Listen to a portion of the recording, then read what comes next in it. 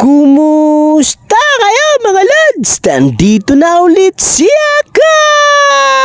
Ngayong araw nga pala mga lads ay samahan nyo na naman ako dito sa aking panibagong video. Bali dyan nga pala ipapunta kami ni Mrs. ng palengke, gawa ng bibili kasi kami ng pangulam namin sa tanghalian. Pero kahapon pa mga lads, itong video natin hindi ko lang na-upload gawa ng hindi ko kasi na voice over, gawa ng nakatulog kasi ako. Dahil pagka uwi rin kasi namin ni Mrs. galing sa pamamalengke ay natulog na ako. Para naman makapagpahinga na rin ako dahil papasok pa rin kasi ako sa trabaho ko sa hapon. Bali dyan nga rin pala mga lods, sa pagpunta namin ni Mrs. ng palengke ay naglakad na lang din kami para kahit paano ay makatipid kami sa pamasahe. Pero malimit na rin naman kapag pupunta talaga kami ni Mrs. ng maaga sa palengke ay naglalakad na lang din talaga kami para kahit paano ay makatipid nga. At saka yung matitipid din namin ni Mrs. sa pamasahe ay pwede na rin namin yung pandagdag sa pambili ng ulam para yung mabili namin ay medyo marami-rami na rin. Dito naman mga lods ay nakarating na nga rin pala kami ni Mrs. ng palengke at sakto naman na pagdating din namin sa palengke ay umuulan na. Pero buti na nga lang din ay nakarating na rin kami ni Mrs. ng palengke bago umulan dahil kung hindi ay siguradong mababasa pa kami ng ulan. Bali ang budget nga pala namin ngayon na pambili ng ulam namin ay halagang 200 pesos at ang bibili naming ulam ay manok. Pero yung manok mga lods na bibili namin ay halagang 150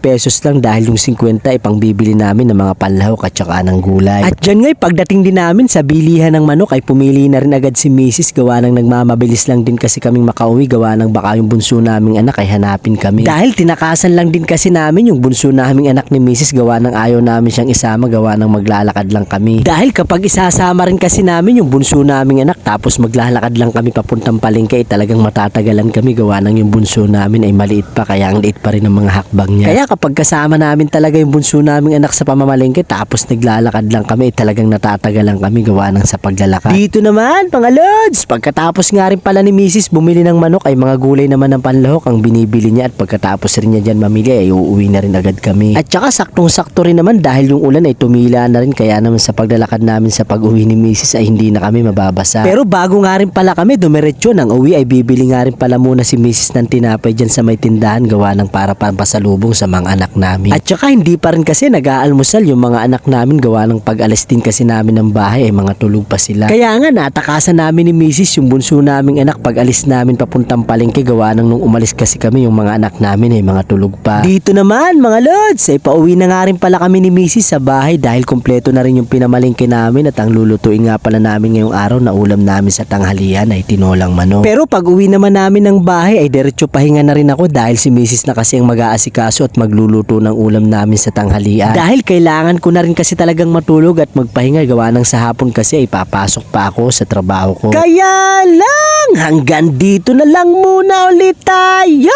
mga lods. Bukas na lang ulit magpapaalam na siya ka.